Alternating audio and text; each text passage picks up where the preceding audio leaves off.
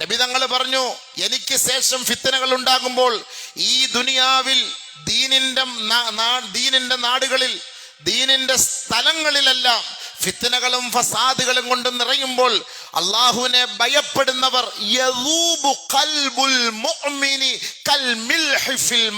അവർക്ക് ഒന്നും സംസാരിക്കാൻ കഴിയാതെ അവരുടെ കൽബ് ഉരുകി ഉരുകി ഉരുകി ഉപ്പ് വെള്ളത്തിലിട്ടാൽ ഉരുകുന്നത് പോലെ അവരുടെ ഹൃദയങ്ങൾ ഉരുകിക്കൊണ്ടിരിക്കുകയല്ലാതെ അവർക്ക് ഖമ എന്നൊരക്ഷരം മിണ്ടാൻ പറ്റാത്ത ഒരു കാലം വരും. അത് ഏറ്റവും വലിയ പരീക്ഷണമായിരിക്കും സഹാബ. ശരിയല്ലേ?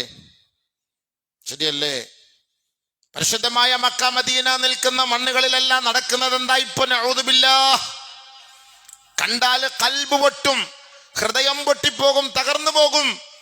ഇസ്ലാമിക പാരമ്പര്യവും ഇസ്ലാമിക സംസ്കാരവും ഉണ്ടായിരുന്ന മണ്ണുകളിൽ അനിസ്ലാമികമായ സംസ്കാരങ്ങൾ കടന്നുകൂടുകയും നഊദു ബില്ലാഹ് പരിശുദ്ധമായ മദീന മുനവ്വറയിൽ നിൽക്കുമ്പോൾ മദീന പള്ളിയുടെ പരിസരത്ത് നിക്കറിട്ട് നസ്രാണി വർഗങ്ങൾ കയറി കയറുന്ന ഒരു രംഗം കാണുമ്പോ പറയാൻ പറ്റുമോ? മിണ്ടാൻ പറ്റുമോ? ഇല്ല. പിന്നെ ആ കിടക്കുന്ന റസൂലുള്ള പറഞ്ഞിട്ടുണ്ട്, യദൂബു ഖൽബുൽ മുഅ്മിൻ, ആ മുഅ്മിന്റെ ഹൃദയം അലിയുകയാണ് വേദന കൊണ്ട്. സഹിക്കാൻ കഴിയുന്നില്ല ഇത് കാണാൻ നമ്മളെ കൊണ്ട് സഹിക്കാൻ കഴിയില്ല. അള്ളാന്റെ റസൂൽ ഇഷ്ടപ്പെടാത്ത സ്ഥലം ഇങ്ങോട്ട് വരാൻ നിങ്ങൾ അങ്ങോട്ട് വരരുതേ എന്ന് റസൂലുള്ളാഹി തങ്ങൾ വിലക്കിയിട്ട് ആ പരിസരത്ത് ഔറത്ത് പോലും തുറന്നിടുന്ന അവസ്ഥയിലേക്ക് എത്തുമ്പോ എത്രത്തോളം എന്ന് വെച്ചാൽ അറബികൾക്കിടയിൽ ബർമൂടയിട്ട് ഇമാമ് നിൽക്കുകയും അതിന്റെ മുന്നിൽ ഖമീസ് ധരിച്ച് നിൽക്കുന്ന അറബികളെയും കാണുമ്പോ എൻ്റെ നഗ്ന നേത്രങ്ങളെ കൊണ്ട് ഞാൻ കണ്ട സംഭവങ്ങളാണ്. റസൂലുള്ളാഹി സ്വല്ലല്ലാഹു അലൈഹി വസല്ലം തങ്ങൾ ഇന്ന് ജീവിച്ചിരിപ്പുണ്ടായിരുന്നെങ്കിൽ അന്ന് കൽബ് പൊട്ടി മരിക്കുമായിരുന്നത് കണ്ടാല്. ഒരു ഇമാം എന്ന് പറയുമ്പോൾ ആ ഇമാമിന്റെ ക്വാളിറ്റികളെ കുറിച്ച് ഇസ്ലാം പഠിപ്പിക്കുന്നുണ്ട്. അതൊന്നും ഇപ്പോ ഒരു ചർച്ചയല്ല. പാശ്ചാത്യന്മാരെ പോലെ എൻ്റെ സമുദായം അതപ്പതിക്കും എത്രത്തോളം? ഇഞ്ചോട് ഇഞ്ച് ചാണോടിച്ചാൻ എൻ്റെ സമുദായം പാശ്ചാത്യന്മാരെ പിൻപറ്റാതെ ലോകമസ്തമിക്കുള്ള സഹാബ എന്ന് റസൂലുള്ളാഹി തങ്ങൾ പറഞ്ഞത്. ഇന്ന് നിങ്ങൾ ആ മണ്ണിൽ പോയാൽ നിങ്ങളുടെ നഗ്ന നേത്രങ്ങളെ കൊണ്ട് കാണാം. പാശ്ചാത്യന്മാരുടെ ബർമുട ഇട്ടിട്ട് പള്ളിയിൽ കയറി നമസ്കരിക്കുന്നു. മുട്ടിന് മുകളിൽ ആ ബർമുട പൊങ്ങി നിൽക്കുന്നത് എൻ്റെ കണ്ണുകൊണ്ട് ഞാൻ ഈ അടുത്ത സമയത്ത് കണ്ടെങ്കിൽ അള്ളാന്റെ റസൂലിന്റെ ഹദീസിലേക്കാണ് ഞാൻ പെട്ടെന്ന് ചിന്തിച്ചത്, നബിയേ അങ്ങ് പറഞ്ഞത് ഇവിടെ യാഥാർത്ഥ്യമായി. പ്രതീക്ഷിച്ചോളി എപ്പോഴാ മോളി നിടിഞ്ഞു വീഴാൻ പോണ എന്നുള്ളത്. നഊദു ബില്ലാഹ് കാത്തിരക്ഷിക്കട്ടെ. കാലങ്ങൾ അങ്ങനെയായി. ശുരിബത്തുൽ ഖുമൂർ, മദ്യം വിളമ്പപ്പെടുന്ന ഒരു കാലം വരും എന്ന് പറഞ്ഞെങ്കിൽ നഊദു ബില്ലാഹ് പറയാം, നമ്മുടെ കൽബ് അനുവദിക്കുന്നില്ല, പറയാൻ നമ്മളെ കൊണ്ട് കഴിയുന്നില്ല. സുഹൃത്തുക്കളെ, സഹോദരങ്ങളെ, കഞ്ചാവിന്റെ അഡിക്റ്റായി നമ്മുടെ മക്കൾ മുഴുവനും കഞ്ചാവ് കച്ചവടത്തിന്റെ പിന്നാലെ പോയപ്പോ റസൂലുള്ളാഹി തങ്ങൾ പറഞ്ഞ പല പേരിലും അത് അറിയപ്പെടും. ചോക്ലേറ്റ് മോഡലിൽ വരെ അത് എത്തുമെന്ന് ഒരു കാലഘട്ടത്തിൽ നബിയുനാ റസൂലുള്ളാഹി തങ്ങൾ വഫാത്തിന് അടുത്ത സമയത്തെല്ലാം പറഞ്ഞപ്പോ നമുക്കതെല്ലാം ഒരു പുച്ഛമായി തോന്നിയെങ്കിൽ ഈ 21-ാം നൂറ്റാണ്ടിൽ നമ്മളെല്ലാം ആ ആദരവായ റസൂലുള്ളാഹി തങ്ങൾ പറഞ്ഞത് യാഥാർത്ഥ്യമാണ് എന്ന് അല്പമെങ്കിലും ബോധമുള്ളവന് മനസ്സിലാവൂലേ? വലിയ കാര്യം. ചിന്തിച്ചു നോക്കി. എല്ലാത്തിലും നമ്മുടെ കൗമാണ്, നമ്മളെയാണ് ഏറ്റവും കൂടുതൽ സംസ്കരിച്ചെടുത്തത്. റസൂലുള്ളാഹി സ്വല്ലല്ലാഹു അലൈഹി വസല്ലമ തങ്ങൾ ഈ ലോകത്തേക്ക് വന്നത് നമ്മളെ സംസ്കരിക്കാനാണ്. സംസ്കാര ശൂന്യരായ ഒരു സമൂഹത്തിന്റെ ഇടയിലേക്കാണ് റസൂലുള്ളാഹി തങ്ങളെ ഇറക്കി വിട്ടത്. ഇന്നി ബുഇസ്തു മകാരിമൽ അഖ്ലാഖ്, സദ്ഗുണ സമ്പന്നനായിട്ട് എന്നെ എൻ്റെ അള്ളാഹു ഈ ദുനിയാവിലേക്ക് അയച്ചെങ്കിൽ എന്താണ് സംസ്കാരമെന്നും സ്വഭാവമെന്നും പഠിപ്പിക്കാനും ഞാൻ പഠിപ്പിക്കുക മാത്രമല്ല ചെയ്തത്, ഞാനത് പ്രവർത്തിച്ച് കാണിച്ച് തരിക കൂടിയാണ് ഞാൻ ചെയ്യുന്നത് എന്ന് റസൂലുള്ളാഹി സ്വല്ലല്ലാഹു അലൈഹി വസല്ലമ തങ്ങൾ പഠിപ്പിച്ചു കൊടുത്തു, കാണിച്ചു കൊടുത്തു. പക്ഷെ നമ്മളെല്ലാം ഇന്ന് അതിന് വിപരീതമായിട്ടല്ലേ ഈ ഉമ്മത്ത് ചെയ്യുന്നത് മൊത്തം. അതുകൊണ്ടാണ് റസൂലുള്ളാഹി പറഞ്ഞത്, കൊടും ഇരുട്ടുപോലെ വലിയ വലിയ പരീക്ഷണങ്ങളെ നേരിടാൻ എൻ്റെ സ്വഹാബത്തെ നിങ്ങൾ തയ്യാറായിരുന്നു കൊള്ളുക. വലിയ പരീക്ഷണങ്ങൾ എനിക്ക് ശേഷം വരാൻ പോവുകയാണ്. വലിയ ഒരു പ്രഭാഷണം ആ മയ്യത്തുകളെ സാക്ഷ്യപ്പെടുത്തി, ആ മഖ്ബറകളിൽ കിടക്കുന്നവരെ സാക്ഷ്യപ്പെടുത്തി, ജീവിച്ചിരിക്കുന്ന അടുത്ത് നിൽക്കുന്ന സ്വഹാബത്തിനെ സാക്ഷ്യപ്പെടുത്തി ആദരവായ റസൂലുള്ളാഹി തങ്ങൾ ബശറഹും, അവർക്കൊരു സന്തോഷ വാർത്ത അറിയിച്ചു. ആ വഫാത്തായി കിടക്കുന്നവർക്ക് ഖായിലൻ പറഞ്ഞു, ഇന്നാ ബിക്കും ലലാഹിഖൂൻ, ഞാൻ ഉടനെ നിങ്ങളുടെ അടുത്തെത്തും, ഞാൻ നിങ്ങളുടെ കൂടെ ഉണ്ടാ, ഉടനെ വരും ഞാൻ കേട്ടോ. അങ്ങോട്ട് പറയാൻ നമ്മുടെ വാപ്പാടെ ഉമ്മാടെ ഖബറിന്റെ അരികിലേക്ക് പോയിട്ട് വെള്ളം ഒഴിച്ചു കൊടുത്തിട്ട് ഖബർ വൃത്തിയാക്കിയിട്ടിട്ട് കാര്യമില്ല. വാപ്പാ അസ്സലാമു അലൈക യാ ബി, ഇൻഷാ അല്ലാഹു അന്നീ ബിക്കും ലാഹിഖൂൻ, ഞാൻ വാപ്പാടെ കൂടെ ഉടനെ വരും. ഇത് നമ്മുടെ ഹൃദയത്തിൽ പിടിച്ചുലക്കാൻ പഠിപ്പിച്ചരികയാണ്. മയ്യത്തിന് കുഴിയെടുത്ത് കൊണ്ടുപോയി കബറടക്കി ഇതല്ല. നാളെ ആ ഖബറിന്റെ അരികിൽ പോയിരുന്നിട്ട്, അല്ലെങ്കിൽ ആ ഖബറിസ്ഥാൻ കാണുമ്പോൾ, ബസ്സിലൂടെ യാത്ര ചെയ്യുമ്പോഴും കാറിലൂടെ യാത്ര ചെയ്യുമ്പോൾ ഏതെങ്കിലും പള്ളിയുടെ ഖബറിസ്ഥാൻ കാണുമ്പോൾ അസ്സലാമു അലൈക്കും ദാറ ഖൗമിൽ മുഅ്മിനീൻ വ ഇന്നാ ഇൻഷാ അല്ലാഹു ബിക്കും ലാഹിഖൂൻ, അല്ലാഹു നിങ്ങൾക്ക് ശാന്തി സമാധാനം തരട്ടെ, അല്ലാഹു ഉദ്ദേശിച്ചാൽ ഞാൻ ഉടൻ നിങ്ങളോടൊപ്പം എത്തും. ഇന്ന് ഞാൻ നാളെ നീ, ക്രിസ്ത്യാനികളുടെ സന്തൂക്കിൽ എഴുതി വെച്ചിട്ടില്ലേ എന്ന പോലെ, ഇന്ന് ഞാൻ നാളെ നീ. ഇത് നേരത്തെ റസൂലുള്ളാഹി സ്വല്ലല്ലാഹു അലൈഹി വസല്ലം തങ്ങൾ നമുക്ക് പഠിപ്പിച്ചു തന്നു.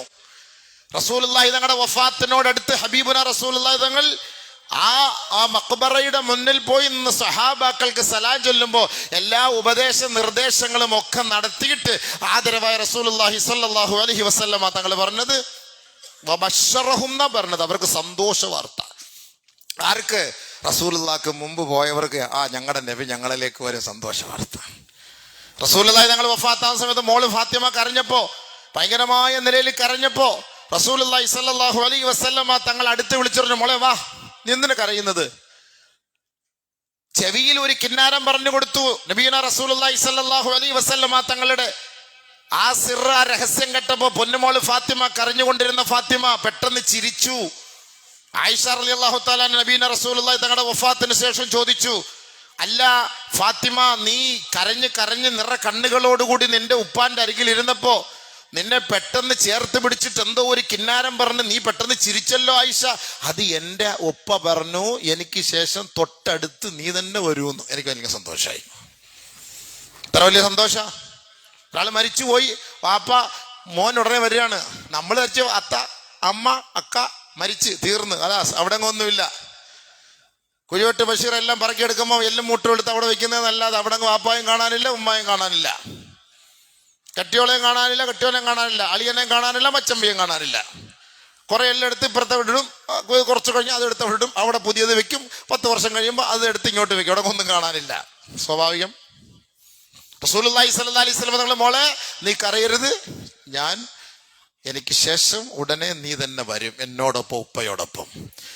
നബീന റസൂലുള്ളാഹി സ്വല്ലല്ലാഹു അലൈഹി വസല്ലം തങ്ങൾ അത് നമുക്ക് പഠിപ്പിച്ചു തന്നിട്ടില്ലേ? നിങ്ങൾ മരണപ്പെട്ടു പോകുമ്പോൾ നേരത്തെ പോകുന്ന ചിലപ്പോൾ ഉപ്പയായിരിക്കും, പിന്നീട് പോകുന്നത് മക്കളായിരിക്കും. അവർ സ്വാലിഹ്യങ്ങളാണ്, നല്ലവരാണെങ്കിൽ അവരുടെ റൂഹുകൾ തമ്മിൽ ഖബർ മുതൽ മഹ്ശർ വരെ അവർ സംഗമിക്കും. വഹും യതസാവറൂന ഫിൽ ഖുബൂർ, അവർ ഖബറുകളിൽ സംഗമിക്കുമെന്ന് ആദരവായ റസൂലുള്ളാഹി തങ്ങൾ പറഞ്ഞത് വെറുതെയാ? റസൂൽ തങ്ങൾ പറഞ്ഞല്ലേ ഇതൊക്കെ. ആർക്കെങ്കിലും അംഗീകരിക്കാതിരിക്കാൻ പറ്റുമോ? അംഗീകരിക്കാതിരുന്ന ഈമാൻ നഷ്ടപ്പെടുന്ന മക്കളല്ലേ. സഹാബാക്കൾ അത്ഭുതത്തോടു കൂടി ചോദിച്ചു, അങ്ങനെയൊക്കെ നമ്മുടെ മരിച്ചുപോയ മുൻഗാമികളെ പിന്നീട് കാണാൻ പറ്റുമോ നബിയെ? അവരെ കണ്ടുമുട്ടാൻ പറ്റുമോ? സന്ധിക്കാൻ കഴിയുമോ എന്നൊക്കെ ചോദിച്ചപ്പം നഅം, അവർ മുഅ്മിനീങ്ങളാണെങ്കിൽ, ഈമാനുള്ളവരാണെങ്കിൽ, വിശ്വാസമുള്ളവരാണെങ്കിൽ തീർച്ചയായിട്ടും അവരെ കണ്ടുമുട്ടാൻ കഴിയുമെന്ന് ആദരവായ ഷഫിയ റസൂലുള്ളാഹി. മനസ്സിലായില്ലേ? ഇപ്പൊ ഫിത്നകൾ ഉണ്ടാവും റസൂൽ പറഞ്ഞത് തുടങ്ങിക്കഴിഞ്ഞു, ഫിത്നകളൊക്കെ. അപ്പൊ അതുകൊണ്ട് ഇതെന്റെ ഉപദേശമാണ്, ഇത് നിങ്ങൾ വളരെ ഗൗരവത്തോടു കൂടി കാണണം, നിസാരമായി കാണരുത് എന്ന് അള്ളാഹു അറിയിച്ചിട്ടാണ്, അള്ളാഹിന്റെ റസൂൽ പറഞ്ഞിട്ടാണ് ഓരോ സെക്ഷനിലും ആദരവായ റസൂലുള്ളാഹി തങ്ങൾ ഉപദേശങ്ങൾ നൽകുന്നത്. ഓരോരോ സാഹചര്യം അനുസരിച്ച് റസൂലുള്ളാഹി തങ്ങൾ നമ്മളെ ഉപദേശിച്ചു കൊണ്ടേയിരിക്കുന്നത്. അത് മനസ്സിലാക്കാനാണ്. കാരണം ഇനി നാളെ പറയരുതല്ലോ, നാളെ പറയരുത്. ഒരുപക്ഷെ നേരത്തെ പറഞ്ഞത് ഇനി മറന്നു പോകാതിരിക്കാൻ വീണ്ടും ഒന്നുകൂടി അവസാന സമയം വരെ, വഫാത്തിന്റെ സമയം വരെയും റസൂലുള്ളാഹി തങ്ങളുടെ ചുണ്ട് ചലിച്ചുകൊണ്ടിരുന്നത് ഈ ഉമ്മത്തിന് വേണ്ടിയിട്ടാണ്, നമുക്ക് വേണ്ടിയിട്ടാണ്. അതാദ്യം ചിന്തിച്ചാൽ മതി. റസൂലുള്ളാഹി സ്വല്ലല്ലാഹു അലൈഹി വസല്ലമ തങ്ങളെ കുറിച്ചുള്ള മദ്ഹ് ചെയ്യാൻ ആളുകളുണ്ട്, ധാരാളം ആളുകളുണ്ട്. മദ്ഹ് ചെയ്യും, പുകഴ്ത്തി പാടും. പാട്ട് തന്നെ ഇപ്പോൾ ഒരു ഹരമായി മാറി റസൂലുള്ളാഹിയുടെ പേരില്. മ്യൂസിക് ഹറാമാണെന്ന് വാദിച്ചു കൊണ്ടിരുന്നവരെല്ലാം ഇപ്പം ആ മ്യൂസിക്കോട് കൂടി തന്നെ നബി തങ്ങളുടെ മദ്ഹ് പാടുകയാണ്. ആ ഒരു അവസ്ഥയിലേക്ക് എത്തി. അപ്പൊ ഹലാലും ഹറാമും കൂടെ കൂട്ടിക്കലർത്തിക്കൊണ്ടുള്ള മദ്ഹുകളായി ഇപ്പം. അതിനെ കുറിച്ച് ഇപ്പൊ ഉലമാക്കൾക്ക് ചർച്ചയില്ലാത്ത അവസ്ഥയായി. അതെല്ലാം ഒരു ഹലാലായ ഒരു മട്ടിലിങ്ങനെ പോയിക്കൊണ്ടിരിക്കുന്ന ഒരു അവസ്ഥയിലേക്കാണ്. അവിടെയും മദ്ഹ്, റസൂലുള്ളാഹി തങ്ങളുടെ മദ്ഹാണ്, നബി തങ്ങളെ മദ്ഹ് ചെയ്തോണം, കുഴപ്പമില്ല. ആ മദ്ഹുകൾ മാത്രം നമ്മൾ അങ്ങനെ പുകഴ്ത്തി നമ്മൾ ജീവിച്ചാൽ മതിയോ? റസൂലുള്ള തങ്ങൾ പറഞ്ഞത്, നബിതങ്ങളുടെ ജീവിതത്തിൽ ഈ ഉമ്മത്തിനോട് ഉപദേശിച്ച ഉപദേശങ്ങൾ എന്തൊക്കെയാണെന്നും കൂടി ഒന്ന് പഠിപ്പിച്ചു കൊടുക്കണം, ഒന്ന് പറഞ്ഞു കൊടുക്കണം. അത് ഈ മദ്ഹുകളിലൂടെ നല്ലതാണ്. റസൂലുള്ളാഹി സ്വല്ലല്ലാഹി അലൈഹി വസല്ലം തങ്ങളെ മദ്ഹ് ചെയ്ത് അള്ളാഹുവിനേക്കാളും സ്ഥാനം കൊടുക്കുന്ന അവസ്ഥയിലേക്ക് എത്തി. അതൊന്നും ഞാൻ അങ്ങോട്ടേക്കൊന്നും ഞാൻ കയറുന്നില്ല, കയറിയാൽ എന്നെ ചിലപ്പോൾ പിടിച്ചാൽ കിട്ടയില്ല. ആ ഹാലിലേക്ക് എത്തി. ഔലിയാക്കളെ പുകഴ്ത്തി അള്ളാഹിന്റെ ആവശ്യം ഇപ്പോൾ ഇവിടെ ഇല്ല, ഔലിയാക്കൾ മതിയെന്നായി, അള്ളാഹിന്റെ ആവശ്യമില്ല. ആ അവസ്ഥയിലേക്ക് ഒരു പാട്ടെത്തി. അതും വലിയ പാട്ട്. അത് ഈ ഉമ്മത്തുകൾ കേട്ട് അതും ആസ്വദിക്കുന്ന ഒരവസ്ഥയിലേക്ക് എത്തി. അതിലൂടെ വരുന്ന ഷിർക്കുകളും കുഫറുകളും ഒന്നും ആരും മനസ്സിലാക്കുന്നില്ല ഈ ഉമ്മത്തുകൾ. അല്ലാഹു അലം. പാട്ട് ഒരാളെ പുകഴ്ത്തുക എന്ന് പറഞ്ഞാൽ അനാവശ്യമായി അങ്ങോട്ട് പുകഴ്ത്തലല്ല വേണ്ടത്. അതിനകത്ത് വലിയ അർത്ഥമൊന്നുമില്ല. അപ്പൊ നമ്മളൊക്കെ നമ്മുടെ ഇവിടുത്തെ ഒക്കെ ഓരോ മന്ത്രി അല്ലെങ്കിൽ MLA അല്ലെങ്കിൽ ഓരോ ആളുകളെ, ഇവിടുത്തെ VIP കളൊക്കെ ഭയങ്കരമായിട്ട് പുകഴ്ത്തും. ആരാധ്യൻ എന്ന് പറഞ്ഞാൽ ആരാ ഈ ആരാധ്യൻ? അവർക്ക് എന്ത് ആരാധന അർപ്പിക്കാനാണ്? അവരെയൊന്നും ആരാധിക്കൽ നമ്മുടെ ഡ്യൂട്ടിയല്ല. അല്ലാഹു അല്ലാതെ ഒരു സൃഷ്ടാവിനെ ഈ ലോകത്ത്, ഒരു ശക്തിയെ നമുക്ക് ആരാധിക്കാൻ അവകാശമില്ല. ഒരു വ്യക്തി പൂജ നമുക്ക് ഒരിക്കലും അംഗീകരിക്കാൻ പറ്റൂല. അവന്റെ മുന്നിൽ പോയി കുനിയുക, അവന്റെ മുന്നിൽ പോയി നമസ്കാരസ്കനാവുക, അവന് പോയി സുജൂദ് ചെയ്യുക.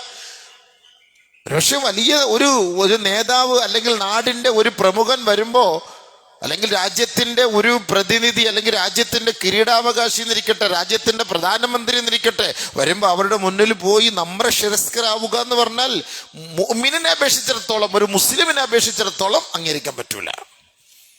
അത് അള്ളാന്റെ മുന്നിലല്ലാതെ ഈ സുജൂദ് വേറെ ഒന്നും അള്ളാഹു അംഗീകരിക്കാത്ത കാര്യമാണ്. അപ്പൊ ഈ പൂജ കൂടി അള്ളാഹെ കാട്ടിലും ഈ മഖ്ലൂക്കുകൾക്ക്, സൃഷ്ടികൾക്ക് സ്ഥാനം കൊടുക്കുന്ന ഒരു അവസ്ഥയിലേക്ക് നഊദു ബില്ലാഹ് എത്തിപ്പോയി. അതുകൊണ്ടാണ് റസൂലുള്ളാഹി സ്വല്ലല്ലാഹു അലൈഹി വസല്ലമ തങ്ങൾ പോലും ഇരിക്കുന്ന മജ്ലിസിൽ സ്വഹാബാക്കൾ നബിതങ്ങളെ പുകഴ്ത്തിയപ്പോൾ, നിങ്ങൾ യഹൂദി നസ്രാണികൾ പുകഴ്ത്തിയതുപോലെ നിങ്ങൾ എന്നെ പുകഴ്ത്താൻ നിൽക്കണ്ട. ഒരാളെ അനാവശ്യമായി പുകഴ്ത്തുന്നത് കണ്ടാൽ അവന്റെ വായിൽ മണ്ണ് വാരിയിടി എന്ന് റസൂലുള്ളാഹി സ്വല്ലല്ലാഹു അലൈഹി വസല്ലം തങ്ങൾ പറഞ്ഞു. ചില ആളുകൾക്ക് ചിലരെ പുകഴ്ത്തുന്നതാണ് ഭയങ്കര ഇഷ്ടം. ഇങ്ങനെ പൊക്കി കൊടുക്കണം. അല്ലാഹു അക്ബർ. അതിലെന്തോ വലിയ ഒരു കാര്യമുള്ളത് പോലെയാണ്. പടച്ചവൻ കാത്തുരക്ഷിക്കുമാറാകട്ടെ. അപ്പൊ അതുകൊണ്ട് നമ്മൾ അങ്ങനെ പുകഴ്ത്താനും ആവശ്യത്തിന് എല്ലാം മിതമായ നിലയിൽ സബീല, എല്ലാ കാര്യത്തിനും നമുക്ക് മിതമായ ഒരു മാർഗം നമ്മൾ കണ്ടെത്തുക. മിതമായ മാന്യമായ നിലയിൽ ഇസ്ലാമിക ശരീഅത്തിന് ഖിലാഫല്ലാത്ത, അതിനെതിരായി വരാത്ത നിലയിലുള്ള മദ്ഹുകളൊക്കെ നമുക്ക് നല്ലത് തന്നെയാണ്. പക്ഷേ ഒരു അതിര് കടന്നു പോകുന്നു എന്ന് ചില പാട്ടുകളിലൂടെയും ചില ആളുകളുടെ പ്രവർത്തനത്തിലൂടെയും നമുക്ക് തോന്നിപ്പോവുകയാണ്. പടച്ചവൻ കാത്തുരക്ഷിക്കുമാറാകട്ടെ. അതുകൊണ്ടാണ് ഹബീബായ റസൂലുള്ളാഹി സ്വല്ലല്ലാഹു അലൈഹി വസല്ലമ തങ്ങൾ അവസാന നിമിഷങ്ങളിൽ ഏറ്റവും കൂടുതൽ പറയുന്നത്, ശിർക്കിനെ നിങ്ങൾ സൂക്ഷിക്കണം. യഹൂദി നസ്രാണികൾ ഖബറുകൾ അവർ ആരാധിക്കുന്നത് പോലെ നിങ്ങൾ എന്റെ ഖബർ ആരാധിക്കുന്ന ഒരു അവസ്ഥയിലേക്ക് എത്തരുത്. റസൂലുള്ളാഹി സ്വല്ലല്ലാഹു അലൈഹി വസല്ലം തങ്ങൾ പറഞ്ഞാണ്, അവർ അമ്പിയാക്കളുടെ ഖബറുകളെല്ലാം ആരാധനാലയങ്ങളാക്കി മാറ്റി, നിങ്ങൾ അതുപോലെ എന്റെ ഖബറും ആരാധനാലയമാക്കി മാറ്റരുത് എന്ന് ഹബീബുന ഷഫീന റസൂലുള്ളാഹി സ്വല്ലല്ലാഹു അലൈഹി വസല്ലം തങ്ങൾ പറഞ്ഞു. റസൂലുള്ളാഹി തങ്ങളുടെ അടുക്കൽ പോയി സിയാറത്ത് ചെയ്ത് അവിടെ റൗളയിൽ നമസ്കരിച്ച് നമുക്ക് ദുആ ചെയ്യാം, അവിടെ ആരാധന പാടില്ല എന്നാണ് റസൂലുള്ളാഹി സ്വല്ലല്ലാഹു അലൈഹി വസല്ലം തങ്ങൾ പറഞ്ഞ. ഒരു കാലഘട്ടത്തിൽ നിങ്ങൾ അങ്ങനെ സംഭവിക്കുമോ ഇല്ലയോ, അതുണ്ടാകാതിരിക്കാൻ നബി തങ്ങൾ നേരത്തെ അത് പറഞ്ഞു പോയി. അതുകൊണ്ട് ആദരവായ റസൂലുള്ളാഹി സ്വല്ലല്ലാഹു അലൈഹി വസല്ലമ തങ്ങൾ ഉപദേശിക്കുന്നു, വഫാത്തിനോട് അടുത്ത സമയം, രോഗത്തിന് നബിതങ്ങൾക്ക് വഫാത്തിനോട് മുമ്പ് രോഗം തുടങ്ങുന്നതിന്റെ അവസാനത്തെ പ്രഭാഷണമാണ് ഈ ഉഹദിൽ നിന്ന് വന്നപ്പോൾ റസൂലുള്ളാഹി സ്വല്ലല്ലാഹു അലൈഹി വസല്ലമ തങ്ങൾ നടത്തിയ പ്രഭാഷണം. ഇതൊക്കെ നമുക്ക് പാഠമാണ്. അതിനാണ് ഞാൻ നിങ്ങളോട് ഇതൊക്കെ പറയുന്നത്. റസൂലുള്ളാഹി തങ്ങളെ മരിപ്പിക്കലല്ല, റസൂലുള്ളാഹികളെ വഫാത്താക്കലല്ല നമ്മുടെ ലക്ഷ്യം. ഹബീബ റസൂലുള്ളാഹി സ്വല്ലല്ലാഹു അലൈഹി വസല്ലമ തങ്ങളുടെ വഫാത്തിനോട് അനുബന്ധിച്ചുണ്ടായ സംഭവങ്ങൾ അതെന്തൊക്കെയാണ്, അത് വളരെ ഗൗരവത്തോടെ മനസ്സിലാക്കണം. അപ്പൊ നമ്മൾ ആദ്യമൊക്കെ പറഞ്ഞ് നമ്മൾ പിന്നീട് മറന്നുപോകും. അങ്ങനെ മറന്നു പോകാതിരിക്കാനാണ് വീണ്ടും റസൂലുള്ള ആവർത്തിച്ച് ഓരോ വിഷയങ്ങൾ നമ്മളോട് പറയുന്നത്. അപ്പൊ റസൂലുള്ളാഹി സ്വല്ലല്ലാഹു അലൈഹി വസല്ലമ തങ്ങൾ നമ്മൾ കഴിഞ്ഞ ആഴ്ച പറഞ്ഞു, ഖറജ റസൂലുള്ളാഹി സ്വല്ലല്ലാഹു അലൈഹി വസല്ലമ സഫറിന്റെ മധ്യത്തോടുകൂടി, സഫർ മാസത്തിന്റെ മധ്യത്തോടുകൂടി, റബീഉൽ അവ്വൽ ആണല്ലോ റസൂലുള്ളാഹി വഫാത്താകുന്നത്. അപ്പൊ ആ സഫറിന്റെ മധ്യത്തോടു കൂടി ഹബീബായ റസൂലുള്ളാഹി സ്വല്ലല്ലാഹു അലൈഹി വസല്ലമ തങ്ങൾ ശുഹദാക്കളുടെ അരികിലേക്ക് പോയിട്ട് അവർക്ക് വേണ്ടി ദുആ ചെയ്തു. ഫസല്ല അല ശുഹദായി കൽ മുവദ്ദിഇ ലിൽ അഹ്യാഇ വൽ അംവാത്. അതായത് ജീവിച്ചിരിക്കുന്നവരോട് എങ്ങനെ വിടവാങ്ങും, ജീവിച്ചിരിക്കുന്നവരോട് എങ്ങനെ നമ്മളൊരു വിടവാങ്ങൽ സലാം ഒരു പ്രസംഗം നടത്തുന്നത് പോലെ നബീന റസൂലുള്ളാഹി തങ്ങള് ശുഹദാക്കളായി മരിച്ചു കിടക്കുന്നവരുടെ ഖബറിന്റെ അടുക്കൽ പോയി റസൂലുള്ളാഹി സ്വല്ലല്ലാഹു അലൈഹി വസല്ലമ തങ്ങൾ ഒരു വിടവാങ്ങൽ ദുആ, ഒരു സലാത്ത് എന്ന് പറയുന്ന പോലെ, ഒരു സലാം പറയുന്ന പോലെ, കൽ മുവദ്ദിഇ ലിൽ അഹ്യാഇ വൽ അംവാത്. സുമ്മ റസൂലുള്ളാഹി സ്വല്ലല്ലാഹു അലൈഹി വസല്ലമ തങ്ങൾ പിന്നീട് മിമ്പറിൽ കയറി. എന്നിട്ട് ഹബീബുന റസൂലുള്ളാഹി തങ്ങൾ പറഞ്ഞു, ഇന്നി ഫറത്തുൽ ലക്കും, ഞാൻ മുമ്പേ പോവുകയാണ് കേട്ടോ. ഹബീബ റസൂലുള്ളാഹി സ്വല്ലല്ലാഹു അലൈഹി വസല്ലമ തങ്ങൾ പറഞ്ഞു, മിമ്പറിൽ കയറി നബിയുന റസൂൽ തങ്ങൾ പറഞ്ഞു, ഇന്നി ഫറത്തുൽ ലക്കും, ഞാൻ മുമ്പേ പോവുകയാണ്. വ അന ഷഹീദുൻ അലൈക്കും, ഞാൻ ഈ പറഞ്ഞ കാര്യങ്ങളൊക്കെ അതിൻ്റെ മേൽ ഞാൻ സാക്ഷ്യമാണ്. നിങ്ങൾ എൻ്റെ ഉമ്മത്തികളാണ്, ഞാൻ അതിൽ സാക്ഷ്യം വഹിച്ചിരിക്കുകയാണ്. ഈ പറയപ്പെട്ട വിഷയങ്ങളെല്ലാം നിങ്ങൾ ഏറ്റെടുക്കും എന്നതിൽ എനിക്ക് വിശ്വാസമുണ്ട്. ഹബീബുന റസൂലുള്ളാഹി സ്വല്ലല്ലാഹു അലൈഹി വസല്ലമ തങ്ങൾ ഇതൊക്കെ ഇങ്ങനെ പറഞ്ഞു പോവുകയാണ്. ഉഅ്തീതു മഫാത്തിഹ ഖസാഇനിൽ അർള്, ഭൂമിയുടെ ഖജനാവിന്റെ താക്കോൽ അള്ളാഹു എൻ്റെ കൈകളിൽ നൽകിയിട്ടുണ്ടായിരുന്നു. ഭൂമിയുടെ ഖജനാവ് എന്ന് പറഞ്ഞാൽ റസൂലുള്ളാഹി സ്വല്ലല്ലാഹു അലൈഹി വസല്ലമ തങ്ങൾക്ക് എന്ത് വേണമെങ്കിലും ഭൂമിയിൽ ചോദിച്ചാൽ അള്ളാഹു സുബ്ഹാനഹു വ തആല നൽകും.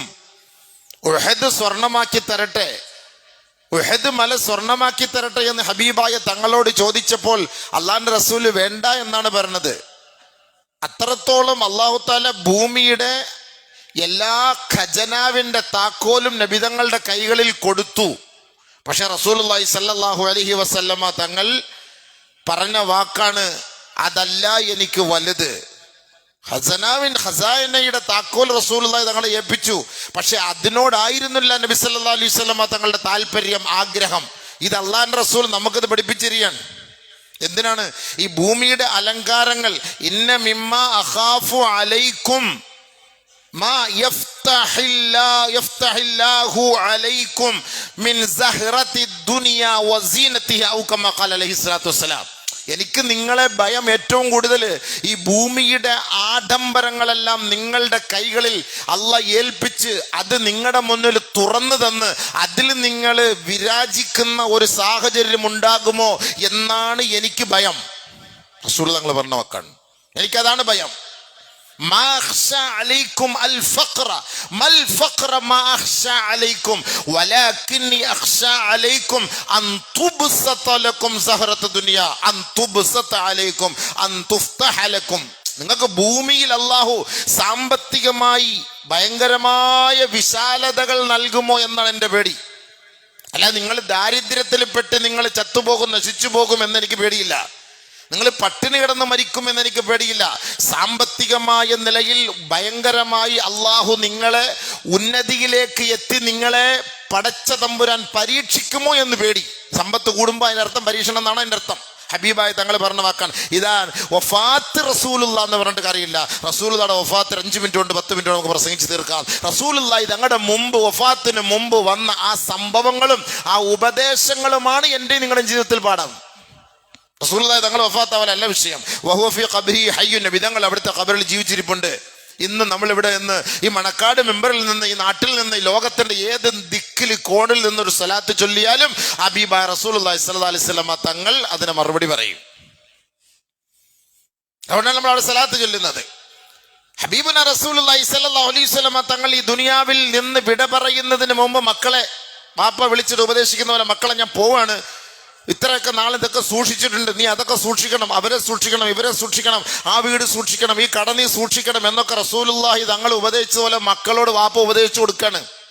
ഹബീബുന റസൂലുള്ളാഹി തങ്ങൾ നമ്മളെ ഉപദേശിക്കാൻ. നിങ്ങൾക്ക് സാമ്പത്തികമായി ഒരു കുറവുണ്ടാവില്ല, സാമ്പത്തികമായി അള്ളാഹു നിങ്ങൾക്ക് ധാരാളം തരും, എനിക്കതാണ് പേടി. ആ സമ്പത്തിന്റെ മടിത്തട്ടിൽ നിങ്ങൾ വിരാജിക്കുമ്പം അള്ളാഹുവിനെ നിങ്ങൾ മറന്നു പോകുന്നു. അതാണ് എനിക്ക് പേടി. ഇന്ന മിമ്മ അഖാഫു അലൈക്കും മാ യഫ്തഹു ലക്കും മിൻ സഹറത്തി ദുനിയ വസീനതിഹാ. ദുനിയാവിന്റെ അലങ്കാരവും ആർഭാടവും നിങ്ങളുടെ മേൽ തുറക്കപ്പെടുന്നതാണ് എനിക്ക് ഏറ്റവും വലിയ ഭയം. റസൂലുള്ളാഹി സ്വല്ലല്ലാഹു അലൈഹി വസല്ലമ തങ്ങളുടെ കയ്യിൽ എന്നിട്ട് പറഞ്ഞത്, എൻ്റെ കയ്യിലായിരുന്നു ഭൂമിയുടെ ഖജനാവ്. ഉഅ്തീതു മഫാതീഹ ഖസായിനിൽ അർള്. ഭൂമിയുടെ ഖജനാവിന്റെ താക്കോൽ അല്ലാഹ് എൻ്റെ കയ്യിൽ ഏൽപ്പിച്ച്. പക്ഷെ എനിക്ക് അതിനോട് വലിയ ആർഭാടവും ആഡംബരവും ആഗ്രഹം ഉണ്ടായിരുന്നില്ല. പക്ഷെ എൻ്റെ ഉമ്മത്തിന് ഭാവിയിൽ അതിനു വേണ്ടിയിട്ടായിരിക്കും അടിയുണ്ടാക്കുക എന്ന് റസൂലുള്ളാഹി പറഞ്ഞത്. ഹബീബുന റസൂലുള്ളാഹി സ്വല്ലല്ലാഹു അലൈഹി വസല്ലമ തങ്ങൾ പറഞ്ഞ അതാണ്. അതിന്റെ പേരിലായിരിക്കും നിങ്ങൾ ഇനി ഒരു യുദ്ധമുണ്ടാവുക. അധികാരത്തിന് വേണ്ടിയിട്ടും ഈ സമ്പത്തിന് വേണ്ടിയിട്ടും പണത്തിന് വേണ്ടിയിട്ടും ആയിരിക്കും. എനിക്കതാണ് ഭയം. അതുകൊണ്ട് ഞാൻ മുന്നേ പോവുകയാണ്.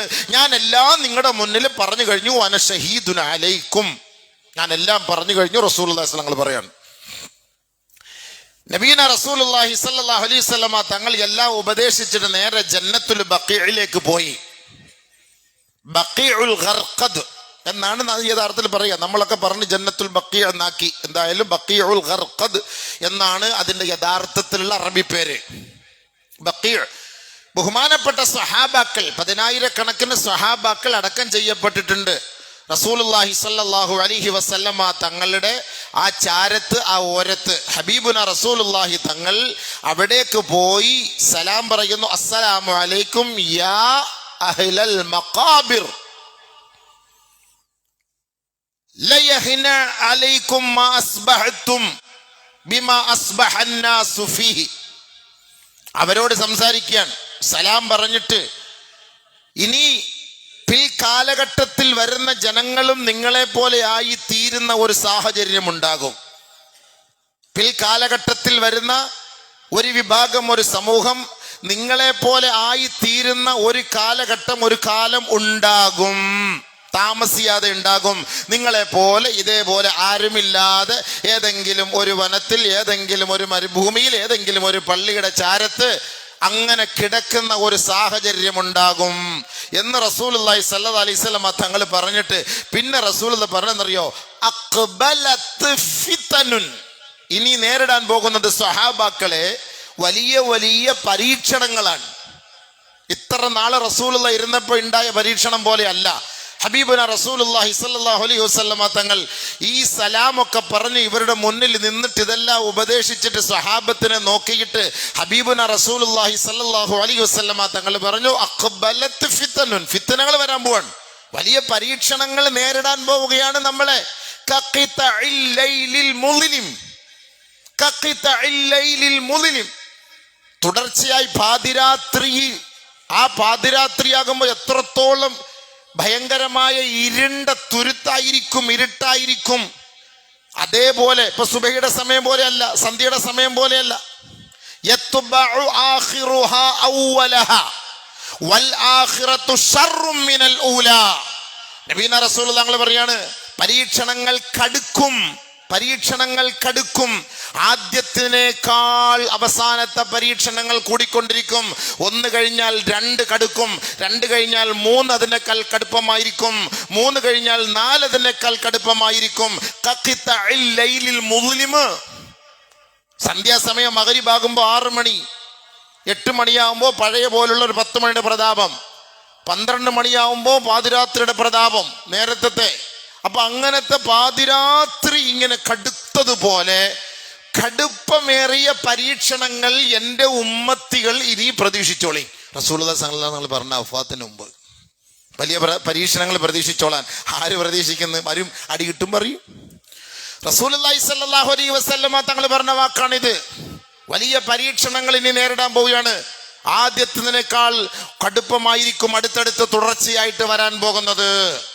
ഹബീബുന റസൂലുള്ളാഹി സ്വല്ലല്ലാഹു അലൈഹി വസല്ലമ തങ്ങൾ ആ സ്വഹാബത്തിന്റെ മുന്നിൽ, ആ മരിച്ചു കിടക്കുന്ന സ്വഹാബത്തിന്റെ മുന്നിൽ, ആ ഷഹീദ് ശുഹദാക്കളുടെ മുന്നിൽ, ആയിരക്കണക്കിന് സ്വഹാബാക്കളുടെ മുന്നിൽ, അവിടെ കിടക്കുന്നവരെ സാക്ഷ്യപ്പെടുത്തി, ജീവിച്ചിരിക്കുന്നവരെ സാക്ഷ്യപ്പെടുത്തി അള്ളാഹുവിന്റെ റസൂൽ സല്ലല്ലാഹു അലൈഹി വസല്ലമ തങ്ങൾ പറയണമെങ്കിൽ വെറുതെ പറയുമോ സഹോദരങ്ങളെ? ഇനിയൊരു കാലഘട്ടം നമുക്ക് നേരിടാൻ പോകുന്നു. ആ കാലഘട്ടം പരീക്ഷണത്തിന്റെ കാലഘട്ടമായിരിക്കും എന്ന് അള്ളാഹുവിന്റെ റസൂൽ സല്ലല്ലാഹു അലൈഹി വസല്ലമ തങ്ങൾ അവസാന സമയം ആ മഖ്ബറയിൽ വെച്ച് പറയണമെങ്കിൽ നമ്മളിപ്പോൾ അനുഭവിക്കുന്നതും റസൂലുള്ളാഹി തങ്ങളുടെ വഫാത്തിന് ശേഷം സംഭവിച്ചതും എല്ലാം പരീക്ഷണങ്ങളാണ്. ഉമർ റളിയല്ലാഹു തആല അൻഹുവിന്റെ കൊല പരീക്ഷണമായിരുന്നില്ലേ? ഉസ്മാൻ റളിയല്ലാഹു തആലയുടെ കൊല പരീക്ഷണമായിരുന്നില്ലേ? അലി റളിയല്ലാഹു തആല അൻഹുവിന്റെ കൊല പരീക്ഷണമായിരുന്നില്ലേ? സഹാബാക്കൾ തമ്മിലടിച്ചു പരീക്ഷണമായിരുന്നില്ലേ? ആയിഷ റളിയല്ലാഹു തആല അൻഹ ഒരു ചെരി, മറ്റൊരു സഹാബാക്കൾ മറ്റൊരു ചെരി. സിഫീൻ യുദ്ധം, ജമൽ യുദ്ധം, മുസ്ലിമീങ്ങൾക്കിടയിൽ എന്തെല്ലാം പരീക്ഷണങ്ങൾ. റസൂലുള്ളാഹി സ്വല്ലല്ലാഹു അലൈഹി വസല്ലമ തങ്ങളുടെ വഫാത്തിന് ശേഷം സംഭവിച്ചത്. വഫാത്തിരിക്കുമ്പോഴായിരുന്നില്ല സഹാബാക്കൾ തമ്മിലടിച്ചത്. അന്ന് സഹാബാക്കൾ എന്തെങ്കിലും അങ്ങോട്ടും ഇങ്ങോട്ടും ആരെങ്കിലും ഇഷ്ടമില്ലാത്ത പറഞ്ഞാൽ ഉടൻ തന്നെ പറഞ്ഞ് പൊരുത്തപ്പെടിച്ചിരുന്ന ഒരു കാലഘട്ടം. അതേ റസൂലുള്ളാഹി സ്വല്ലല്ലാഹു അലൈഹി വസല്ലമ തങ്ങൾ പറഞ്ഞു, ഇനി ഒരു കാലഘട്ടം വരും, ആ കാലം ഞാൻ വിട പറഞ്ഞു പോയാൽ അതിനുശേഷം വലിയ പരീക്ഷണങ്ങൾ നിങ്ങൾ നേരിടേണ്ടി വരും. എല്ലാ മേഖലകളിലും സമസ്ത മണ്ഡലങ്ങളിലും പരീക്ഷണങ്ങളായിരിക്കും. മാതാപിതാക്കളും മക്കളും തമ്മിൽ പരീക്ഷണങ്ങളായിരിക്കും. മക്കളും മാതാപിതാക്കളും തമ്മിൽ പരീക്ഷണങ്ങളായിരിക്കും. പ്രജകളും അനുയായികളും ഭരണീയരും ഭരണാധികാരികളും ഭയങ്കരമായ പ്രശ്നങ്ങൾ തന്നെയായിരിക്കും. ഓരോ മേഖലകളിലും പ്രശ്നങ്ങളായിരിക്കും. ആദരവായ റസൂലുള്ളാഹി സ്വല്ലല്ലാഹു അലൈഹി വസല്ലം തങ്ങൾ പറഞ്ഞതാണ്. ഇത് വെറുതെ പറഞ്ഞ വാക്കല്ലല്ലോ, ഇതാണ് ഞാൻ പറഞ്ഞത്. ആ പരീക്ഷണങ്ങളൊക്കെ അല്ലേ നമ്മൾ മനസ്സിലാക്കേണ്ടത്. ഇനിയിപ്പോ നടക്കുന്ന നമ്മുടെ നാട്ടിലത്തെ പരീക്ഷണങ്ങൾ റസൂലുള്ളാഹി സ്വല്ലല്ലാഹു അലൈഹി വസല്ലം തങ്ങൾ പറഞ്ഞതുപോലെ നമ്മുടെ ഉമ്മത്തികളെല്ലാം ഈ ദീനിനെ ഇഷ്ടപ്പെടാതെ പിഴച്ചു പോയിക്കൊണ്ടിരിക്കുന്ന ഏറ്റവും വലിയ പരീക്ഷണം. സമ്പത്തിന്റെ അതിപ്രസരത്തിൽ നമ്മൾ ഒളിച്ചോടുമ്പോ, അതിന്റെ പിന്നാലെ നമ്മൾ ഓടുമ്പോ ഈമാനും ഇസ്ലാമും എന്തെന്ന് പോലും മനസ്സിലാക്കാതെ അതിൽ നിന്ന് പിന്തിരിഞ്ഞ് ഉമ്മത്ത് ദുനിയാവിന്റെ സഹറത്ത് ദുനിയാവിന്റെ അലങ്കാരത്തെ ഇഷ്ടപ്പെടുക എന്നുള്ളത് ഏറ്റവും വലിയ പരീക്ഷണം. ഏറ്റവും വലിയ പരീക്ഷണം. അടുത്ത സമയത്ത് കാസർഗോഡ് ഒരു ഗാനമേളയിൽ 15 പേരോളം തിക്കലും തിരക്കലും പെട്ട് ഗുരുതരമായ അവസ്ഥയിൽ പെട്ടുപോയെങ്കിൽ ഭൂരിപക്ഷം മുസ്ലിങ്ങളല്ലേ? ഭൂരിപക്ഷം മുസ്ലിമീങ്ങളല്ലേ? ഈ പാട്ടിന്റെ മേഖലകളിൽ, ഈ ഗായകന്മാരുടെയും ഗാനമേളകളുടെയും മേഖലകളിലെല്ലാം മുസ്ലിം സഹോദരങ്ങളും മുസ്ലിം പെൺകുട്ടികളും മുസ്ലിം ഭാര്യമാരും. അതാണ് സഹിക്കാൻ കഴിയാത്തത്. ഭാര്യയും ഭർത്താവും മക്കളെയും നിർത്തിയിട്ട് പാട്ട് പാടുന്നു. അത് കോവിലുകളിലുമാകാം, ചർച്ചുകളിലുമാകാം, പൊതുവേദികളിലുമാകാം. ഷിർക്കിന്റെ പാട്ടാകാം, നസ്രാനിയത്തിന്റെ പാട്ടാകാം, യഹൂദന്റെ പാട്ടാകാം. ഒരു വാക്കുകൊണ്ട് പോലും, ഒരു നാവ് കൊണ്ട് പോലും ഷിർക്ക് നിന്റെ ജീവിതത്തിൽ വന്നു പോകരുതെന്ന് റസൂലുള്ള പഠിപ്പിച്ചപ്പം ആ ഷിർക്കല്ല എനിക്ക് പ്രശ്നം. എനിക്കെൻ്റെ പ്രസ്റ്റീജാണ്, എനിക്കെൻ്റെ ഇസ്സത്ത്, അഭിമാനമാണ്, എൻ്റെ മക്കളുടെയും കുടുംബത്തിൻ്റെയും പേരും പ്രശസ്തിയുമാണ് എനിക്ക് വലുത്. അതിനൊരു ഷിർക്ക് ഒരു പ്രശ്നമേ അല്ല എന്ന് പറഞ്ഞുകൊണ്ട് മുസ്ലിം സഹോദരിമാരെയും മുസ്ലിം പെൺമക്കളെയും പ്രായപൂർത്തിയായ പെൺകുട്ടികളെയും വീട്ടിൽ ജോലിയെടുക്കേണ്ട ഭാര്യമാരെയും പൊതുനിരത്തിൽ കൊണ്ടുവന്ന് ക്ഷേത്രങ്ങളിലും നസ്രാണികളുടെ കേന്ദ്രങ്ങളിലും മറ്റു പൊതു മേഖലകളിലും പരസ്യമായി ആടിപ്പാടുന്ന ഒരു കാലഘട്ടം എന്ന് പറയുന്നത് സുഹൃത്തെ, അത് ഏറ്റവും വലിയൊരു പരീക്ഷണമാണ്.